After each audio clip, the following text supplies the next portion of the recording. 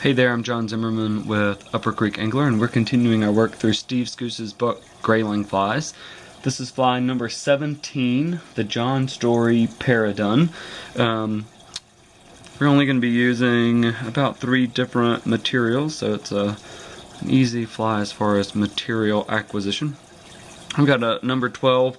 The fly is suggested to be tied smaller than this, but just for ease of viewing, I've got a number 12 Daiichi, number 1180 in the vise, but any similar standard dry fly hook should suffice.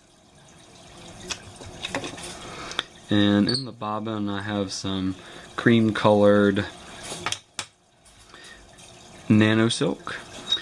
To begin this fly, we're going to take some barbs from a red cock hackle and stroke a number of them back and pull them off to form our tail.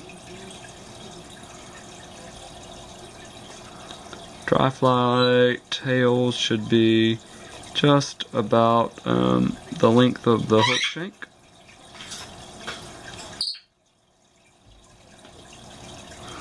And we will wind this up to the top. If you paid attention to just about any of the videos that I have done over time, whether it's these or others, I always tend to trap my my waist down instead of clipping it out. After we have wrapped over those tails, we're going to tie in our parachute post. This is white polypropylene yarn. Make a couple really hard turns to cement this in place. A couple locking wraps in front, and then take your scissors and trim this waist off at an angle so that you can easily taper the rest of the fly.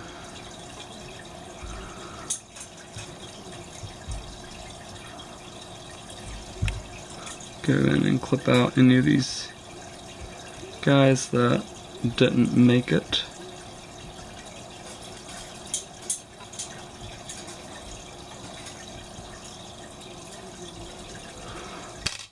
All of this will be covered up by the Peacock Curl, so it's not a huge concern to be ultra tidy here. What I'm going to do at this point is work on the parachute post for just a moment. You can get yourself one of those nifty parachute post holding tools. I don't tie enough parachute patterns myself to have it be worth the investment, but people I do know who tie a lot of parachutes have found them really valuable. At this point, I'm going to take some brushable Zap-A-Gap and just coat the base of that parachute, the threads there, so it's a really stable platform. This is not called for the instructions, but it's something I do with all the parachutes that I tie, just to create a really stable platform for the hackle when the time is right for that. So we'll come back down to the tailing material and tie in the body for this. The body for this fly is just some Peacock Curl. My dad approved. My dad always said if a fly did not have Peacock Curl in it, it needed to go back to the drawing board.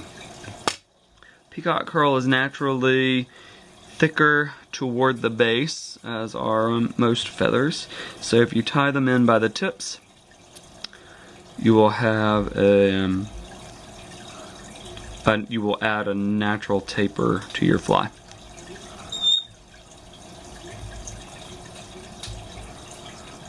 And we'll stop this here and go to work on the hackling of this. I pulled off a dark red saddle hackle from a really fine whiting saddle. And we're just going to tie this in against the post.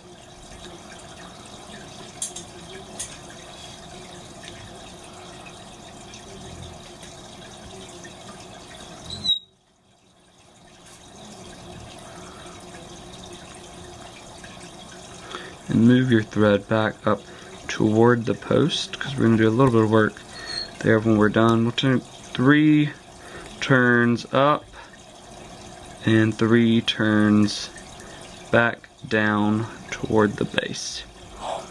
Now, what you will want to do is come in and encircle the feather along the base of the parachute.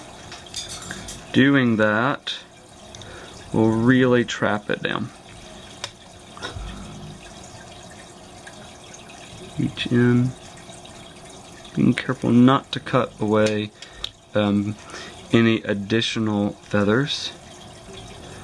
Pull that up, and I've got a couple little errant fibers there that I want to get rid of. And now we will finish the fly by bringing the peacock curl forward,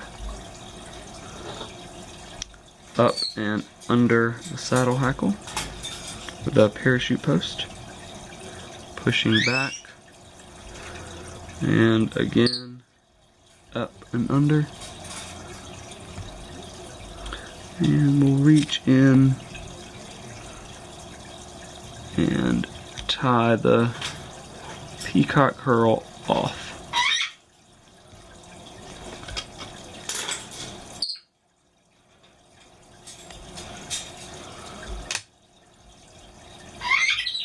A couple turn flip finish just in front of the eye, being careful not to lock down many fibers,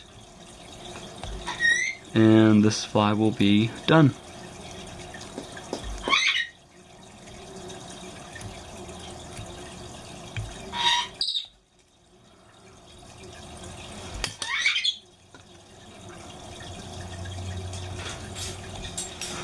Again, this is fly number 17, the John Storey Paradun from Steve Skuce's book, Grayling Flies.